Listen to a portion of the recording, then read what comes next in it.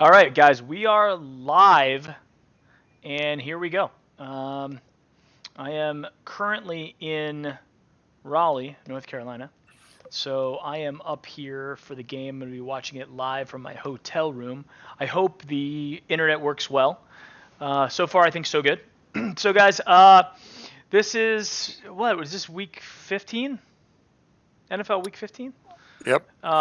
We got the Cardinals. We're in Arizona. Looking at the injury report for today, and it looks like only Vernon is out and Murray for us. And for the Cardinals, it doesn't look. They got a couple of people questionable, but nobody else that's currently out for them. So that's good stuff. It's gonna be it's gonna be Browns versus Cardinals, pretty much heads up, other than Myles Garrett and Olivier Vernon. Dad, what are your thoughts on the game? Well, obviously a must game. The Houston Titans game is really close. Titans tied it up, so that's good. We need them, the Titans, to win. Puts us in a better position. We need the Bills, obviously, to play tough against the Steelers, and we need to play well against the Cardinals. They match up well for us in terms of running and passing. Our defense, we just have to contain Kyler Murray. And if we can do that, since they are almost one dimensional, because Fitzgerald is not the same Fitzgerald he used to be, and the rest of the team is just, you know, average. They're losing their fair share. So I don't expect much out of them. I hope they don't come out of the box hot. I hope we don't give up big plays. I hope our guys are motivated, to do what they need to do. And I'm looking for a good game. I'm looking to be excited about next week and the Ravens. Yeah, it was funny. I was on the flight and I was flying up, and I sat next to uh, a lady who was from Cleveland, so we were talking about it, and then the Southwest, and the lady who gets on the announcement just starts talking about how she's from Baltimore, and and and stuff about the Ravens. So me and the lady who I was sitting with, and her husband all started booing, uh, and it was great. She didn't understand why. She's like, I don't understand what's going on. I'm like, we're Browns fans, obviously. So, all right, who do we Well, I got? Who wrote I who do we wrote have in to chat here? my Hold on, real quick, Dad. Uh, yeah, a couple of guys. Scott 80, Dale Huffman, 21 Eric Walters is here. And we got Mitch here as well. And we got Scott. What's going on, guys? Just win. Everybody's like, just win. We're just an update because we're rooting for the Tennessee Titans right now the against the Texans, and Tennessee just tied it up. So that would help us out. If Houston would then if Tennessee wins, Houston goes to 8-6, and it Right. keeps us alive. It keeps the playoff hopes technically alive. Yeah, we need Buffalo to play well tonight. We need to win. Titans, they win.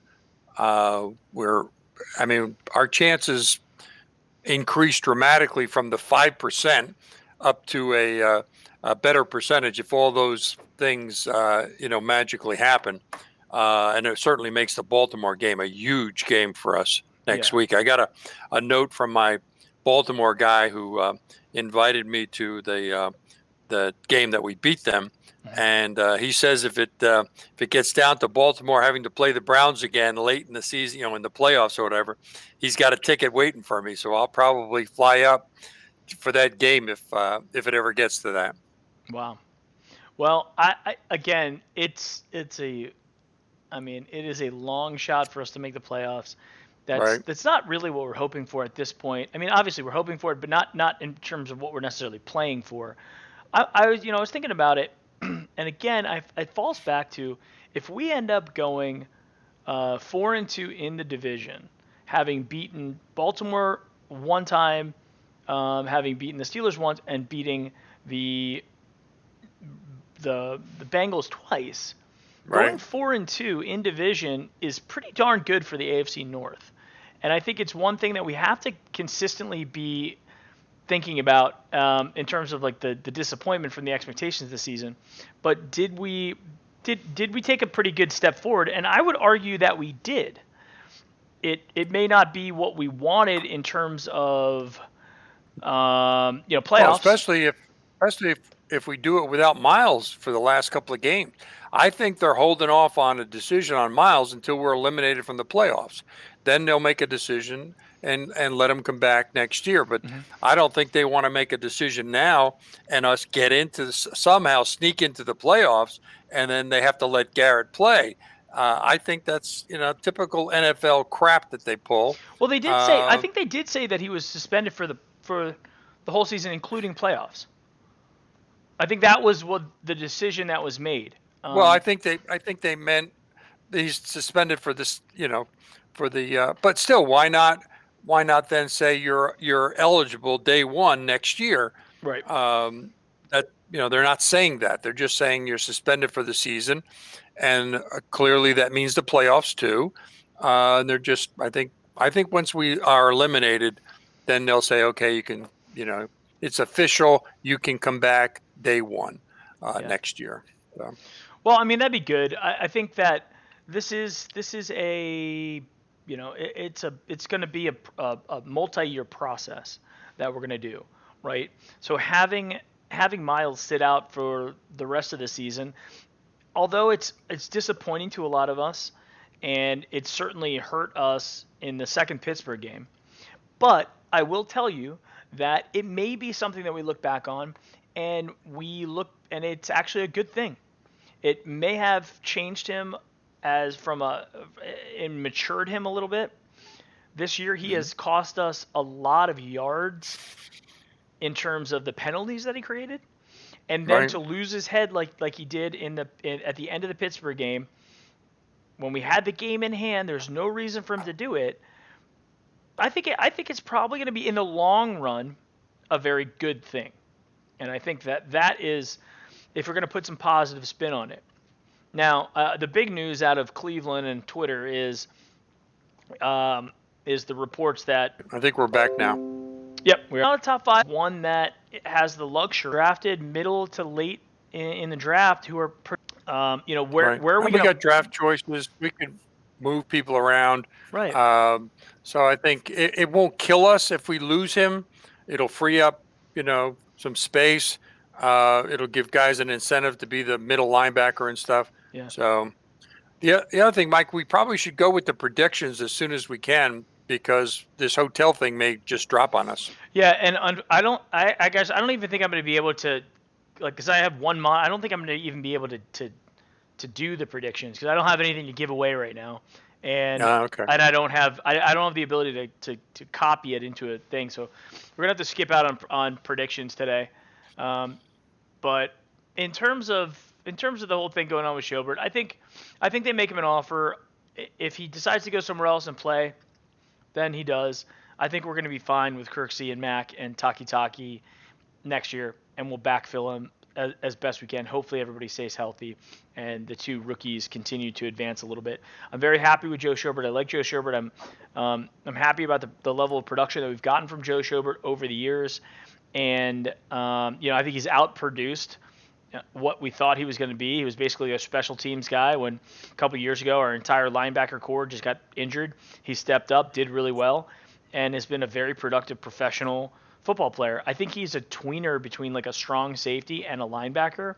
He Hmm. doesn't. He's not overwhelmingly physical. He's not like a Ray Lewis beast. He's just a great. Yeah, I think he's a very good athlete, and I think he's a really smart player, and I think he's got good hands. So he's got a lot of really good intangible things. But we'll see. I mean, if we lose him, we lose him. We're going to lose players. We're not going to have the same team we had this year next year.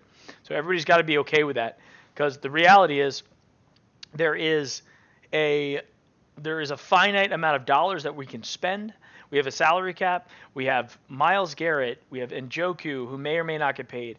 We have Baker, Nick Chubb, Kareem Hunt, Denzel Ward. These are all guys that are most likely going to get paid, and that doesn't leave a lot of space for non-core players on this roster. So that's what I have to say about the whole Joe Schober thing. Good guy, good Cleveland Brown, but if we end up losing him at the end of the year, then we lose him. Teams lose players.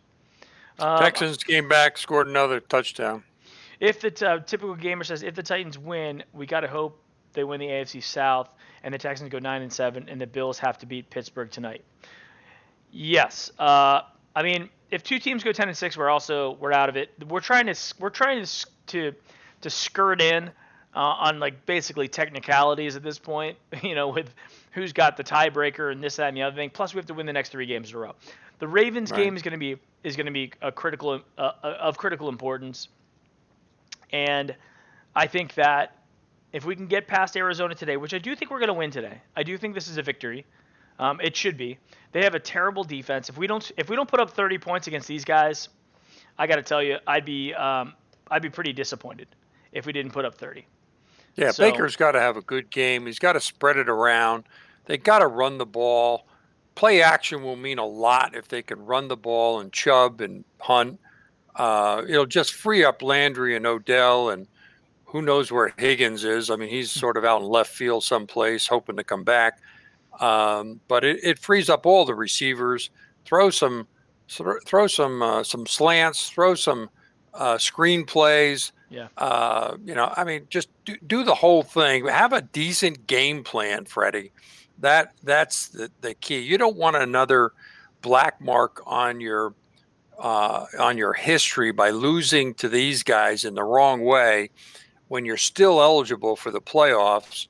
And God forbid we lose and then the Bills play great tonight and that type of thing. So still got to root for the Titans. They're now behind by a touchdown, but there's a lot of they're at home. Tannehill's playing well. So we got to keep our hopes up. Yeah.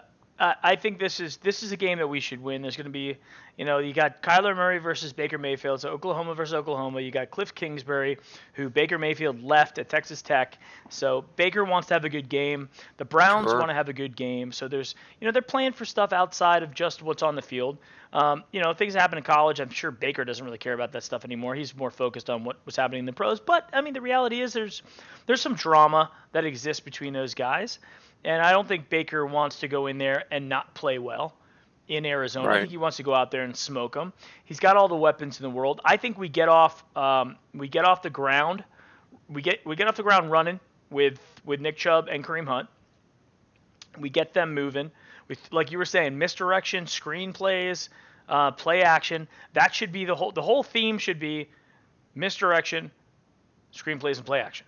If we can do that, we're going to kill this team. We're absolutely going to crush them. And then we have to contain Kyler Murray. Yeah, defense has got to play well. The secondary's got to play well. You got to get some kind of pressure on them. And, if you're a defensive end, protect the end. If you're a middle linebacker, protect the middle. I mean, I think if you put pressure on him, he's not that big. So if you keep him in the pocket, he's got to see over these gigantic linemen. And anytime you have to do that and you don't have a passing lane, there's a chance for an interception. And our guys are healthy. Williams is healthy. Ward's healthy. Mitchell's healthy. I mean, so we should do well. We've had those expectations just about every week. We should do well. We should do well. I personally think that our team was built to defend against the running quarterback.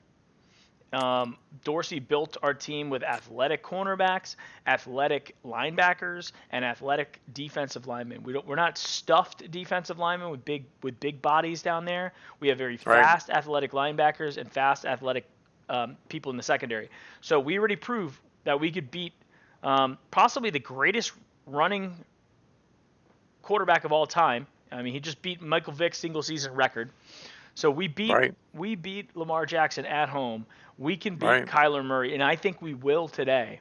I know that we go into every game, thinking positively, but I think today is a win, and I think we come out of this scoring over 30 points against this defense, and depending upon what they do to us, I would say we're probably looking at. I think this is going to be closer than other games. I think they're going to put up some points against us as well. I would not be surprised if we put up in the 30s. They put up in the 20s. It could also be something like 30-33 where we win with a field goal at the end. Who knows? But I think they are going to score points against us. Unfortunately, I think we're going to score a bunch of points against them. So, and Dad, what do you think? What's your prediction on the score? I think 35-21, 35-17. That's what I'm looking for. I'm looking for a comfortable win. We have not had a comfortable win. Last week was a little bit comforting, but still, I mean, they had a shot all the way up until the end, including the onside kick, which made it look interesting. Yeah. But yeah, I'm looking for a comfortable win, get ahead, score a touchdown, keep their offense off the field, long drives. So I think 35-17 is my pick. Okay, guys, I appreciate everybody joining us for the pregame. We will be back right after, probably figure like 4:30. We'll be back for the post game. So as soon as the game's over, we'll be back here live. So join us for the Brownie post game report right after the Arizona Cardinals game. So guys, thank you very much. Go We will see Brownies! you. Go Brownies! Go Brownies. We'll see you in a little bit. Okay.